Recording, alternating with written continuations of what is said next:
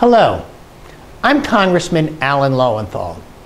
I'm sorry that I could not be with you today, but the congressional schedule requires that I stay in Washington to have a number of votes. But I'd like to welcome you all to Long Beach and to the Working with Veterans Conference. During their service, either in combat or in peace, members of the military rely on their fellow service men and women to provide aid, protection, and support. Now, our veterans are relying on each of you in much the same way.